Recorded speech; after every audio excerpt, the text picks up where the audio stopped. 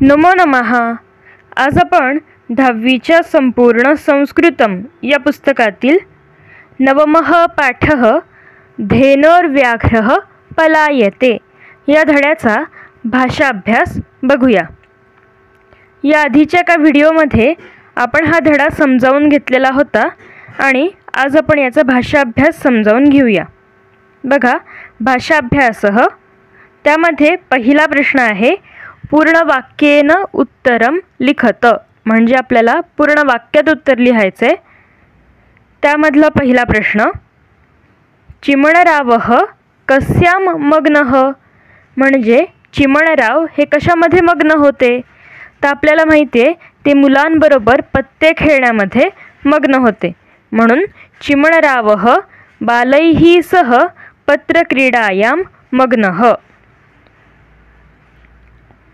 दुसरा प्रश्न आहे क्रीडायां कौ व्याघ्रं भल्लुकं च नाटयतः, म्हणजे क्रीडायां म्हणजे त्या सर्कसीच्या खेळामध्ये कोण दोघं वाघ आणि अस्वल यांचं नाटक करायचे किंवा त्यांचं रूप धारण करायचे. तर दोन बहुरूपधारिणौ नरौ, म्हणजे जे दोन बहुरूपी माणसं होते तेच काय करायचे, वाघ आणि अस्वल यांचं नाटक करायचे. म्हणून क्रीडायां द्वौ बहुरूपधारिणौ नरौ व्याघ्रं भल्लुकं च नाटयतः. पुढचं आहे महिला केन मूर्छिता, म्हणजे महिला कशामुळे मूर्छित झाली किंवा बेशुद्ध झाली. तर आपल्याला माहिती आहे त्या वाघाच्या मनुष्यवाणीने बोलण्यामुळे ती ते ऐकून बेशुद्ध झाली होती, म्हणून व्याघ्रस्य मनुष्यवाण्या भाषणं श्रुत्वा महिला मूर्छिता. पुढचा आहे प्रश्न चिमणरावेन किम निश्चितम, म्हणजे चिमणरावांनी काय निश्चित केलं होतं. तर त्यांनी काय निश्चित केलं होतं, प्रोफेसर सर्कसवाले यांची आपण मदत करायची असं त्यांनी निश्चित केलं होतं, म्हणून सर्कसस्वामिनः सहाय्यं करणीयम् इति चिमणरावेन निश्चितम्. पुढचं आहे सर्कसक्रीडायाः प्रारंभः कदा जातः, म्हणजे सर्कशीच्या खेळाला सुरुवात कधी झाली होती. तर रात्री 10 वाजता झाली होती, म्हणून सर्कसक्रीडायाः प्रारंभः रात्रौ 10 जातः. पुढचा प्रश्न चिमणरावः किमर्थं प्रयत्तवान्, म्हणजे चिमणरावांनी कशासाठी प्रयत्न केले. तर त्यांनी कशासाठी प्रयत्न केले होते, तर आपल्या पिंजऱ्यासमोर जी लोकं आलेली आहेत त्यांचं मनोरंजन करण्याचा त्यांनी प्रयत्न केला होता, म्हणून चिमणरावः पंजरस्य पुरतः आगतान् जनान् रंजयितुं प्रयत्तवान्. पुढचं कैः आनंदेन तालिकावादनम् आरब्धम्, म्हणजे कोणी आनंदाने टाळ्या वाजवायला सुरुवात केली होती. जे उत्तेजित झालेले प्रेक्षक होते त्यांनी आनंदाने टाळ्या वाजवायला सुरुवात केली होती, म्हणून उत्तेजितैः प्रेक्षकैः आनंदेन तालिकावादनम् आरब्धम्. पुढचं धेन्वा किं लक्षितम्, म्हणजे गाईच्या काय लक्षात आलं होतं. तर हे जे वाघ आणि अस्वल आहेत हे काही आपल्या परिचयाचे किंवा ओळखीचे नाही आहेत, नेहमीचे नाही आहेत, हे तिच्या लक्षात आलं होतं, म्हणून इमौ व्याघ्रभल्लुकौ न परिचितौ इति धेन्वा लक्षितम्. पुढचं आहे भल्लुकः कुत्र आरूढवान्, म्हणजे ते अस्वल कुठे चढून बसलं होतं. तर त्या तंबूच्या एका खांबावर ते चढून बसलेलं होतं, म्हणून भल्लुकः पटमंडपस्तंभम आरूढवान्. पुढचा प्रश्न प्रेक्षकाः कदा कोलाहलं कृतवन्तः, म्हणजे प्रेक्षकांनी केव्हा गोंधळ करायला सुरुवात केली. कोलाहल म्हणजे गोंधळ. तर जेव्हा गाईला घाबरून पळणाऱ्या वाघाला त्यांनी बघितलं तेव्हा त्यांनी गोंधळ करायला सुरुवात केली होती, म्हणून धेनोः भीतं पलायमानं व्याघ्रं दृष्ट्वा प्रेक्षकाः कोलाहलं कृतवन्तः. प्रश्न दुसरा माध्यम भाषया उत्तरम लिखत, म्हणजे आपल्याला माध्यम भाषेत उत्तर लिहायचं आहे.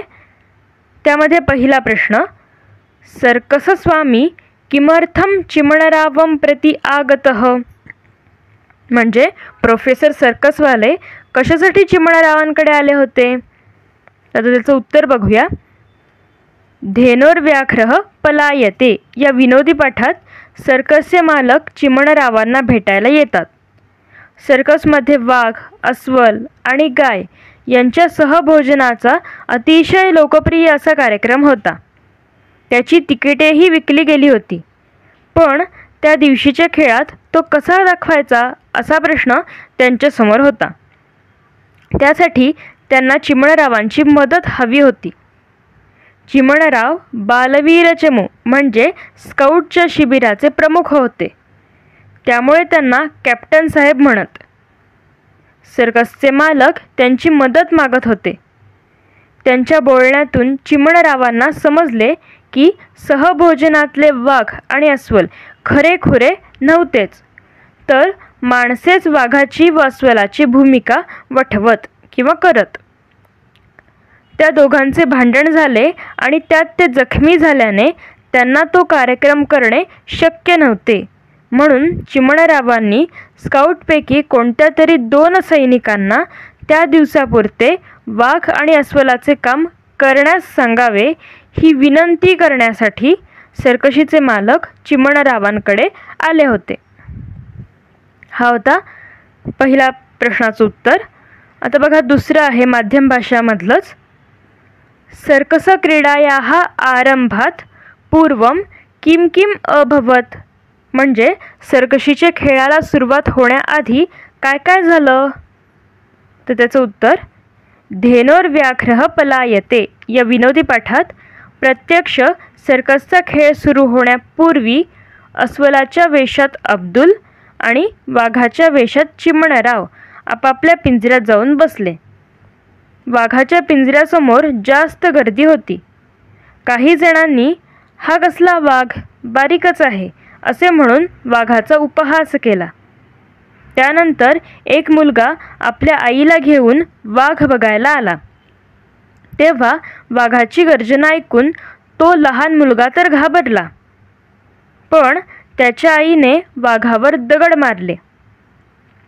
वेदनांचा त्रास झाल्यामुळे आपण वाघ आहोत याचा विसर पडून चिमणरावांनी पिंजऱ्यात सापडलेल्या वाघांना स्त्रिया दगड फेकून मारतात असे म्हटले.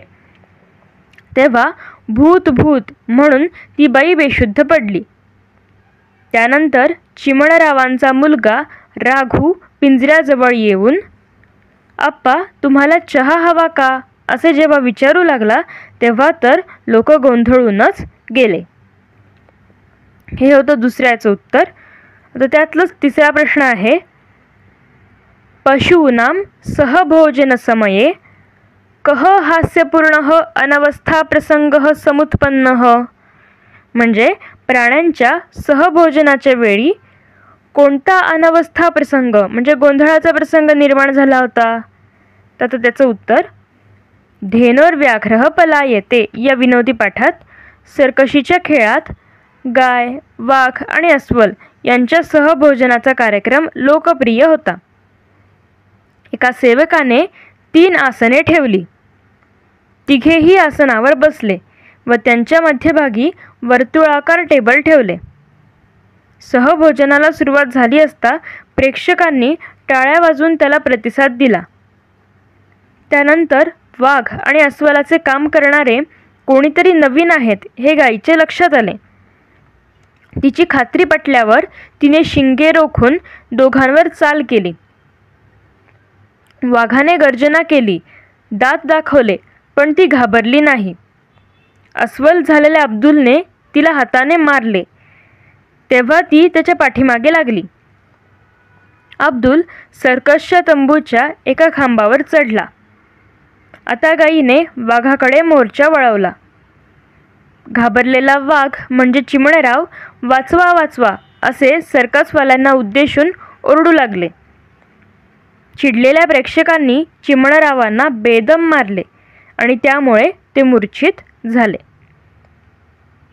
आता प्रश्न दुसरा झालेला आहे माध्यम भाषा उत्तरत.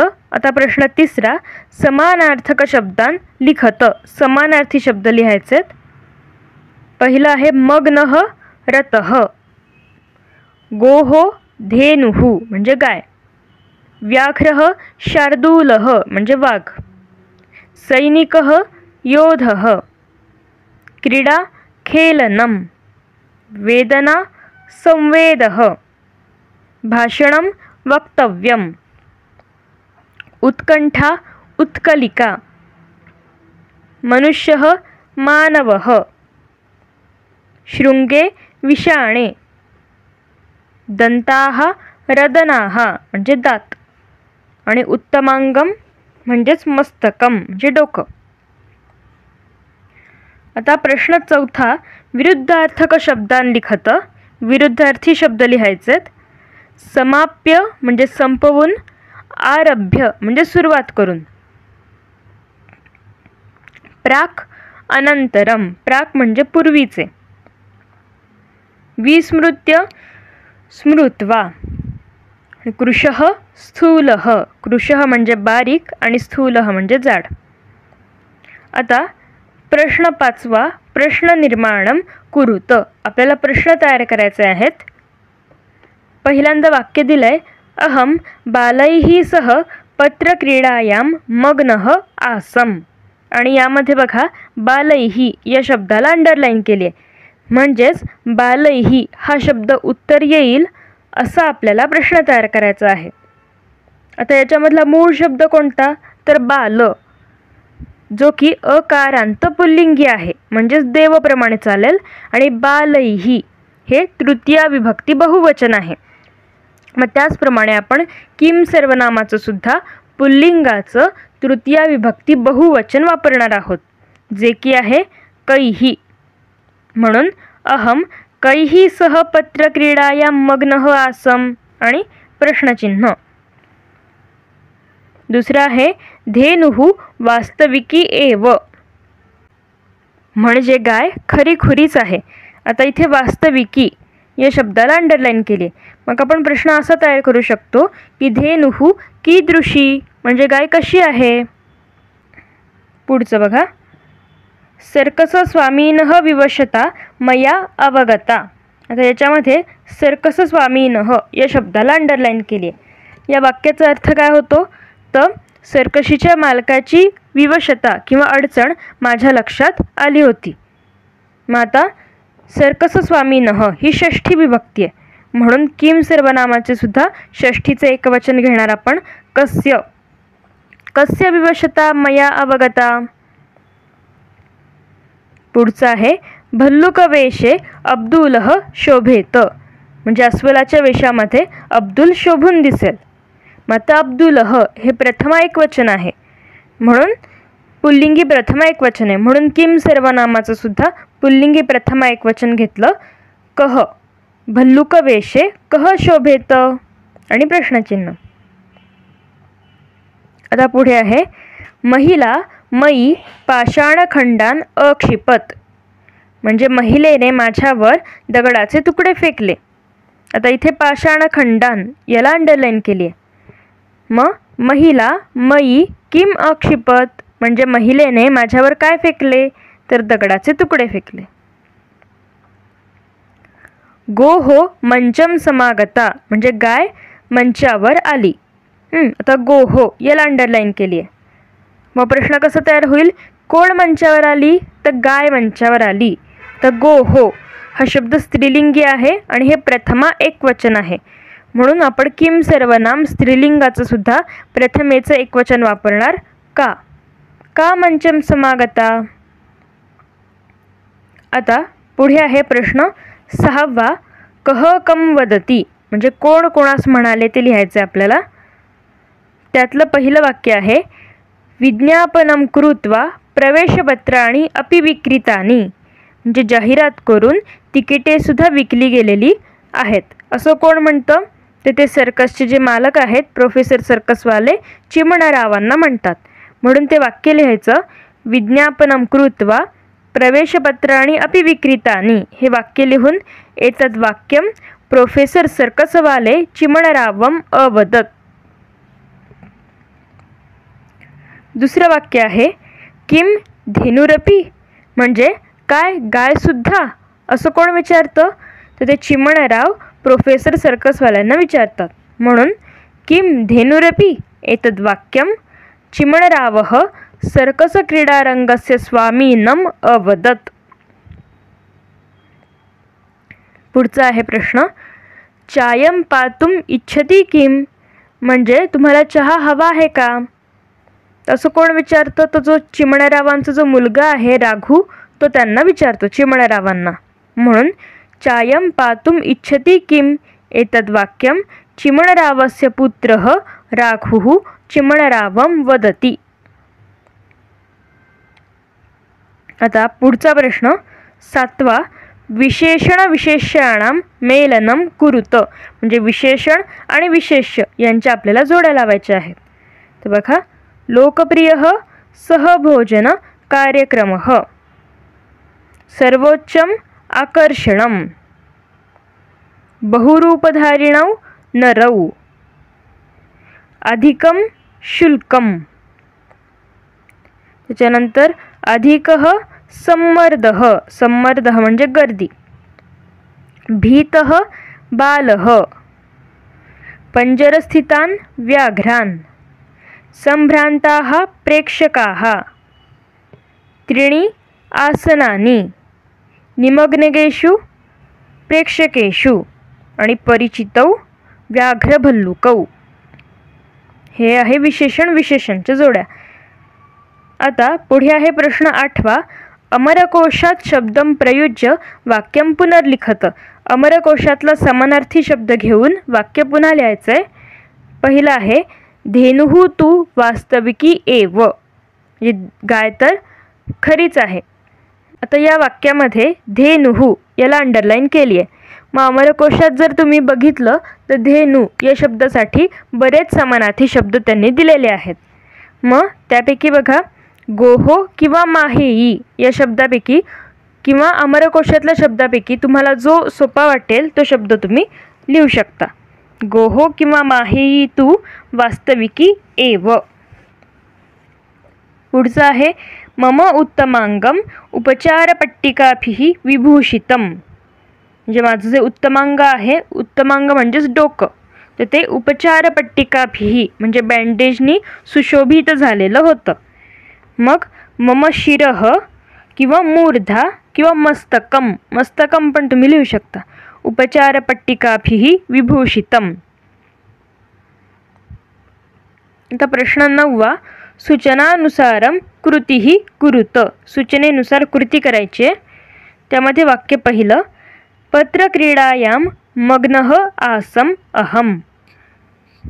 काय सांगितलंय? बहुवचने लिखत. आता हे दिलेलं जे वाक्य आहे ते एकवचनामध्ये आहे, म्हणून आपल्याला त्यांनी बहुवचन करायला सांगितलंय.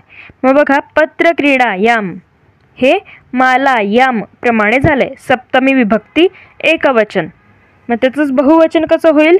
पत्रक्रीडासु. मग्नःचं बहुवचन होईल मग्नाः. आसमचं बहुवचन आस्म आणि अहमचं वयम, म्हणून पत्रक्रीडासु मग्नाः आस्म वयम. पुढचं आहे जनाः न संतुष्टाः आणि एकवचने लिखत असं म्हटलंय. मग हे जे दिलेलं वाक्य आहे हे बहुवचनात आहे, म्हणून आपल्याला एकवचन करायचं आहे. तर जनाहाचं काय होईल? जनः. न तसंच राहील.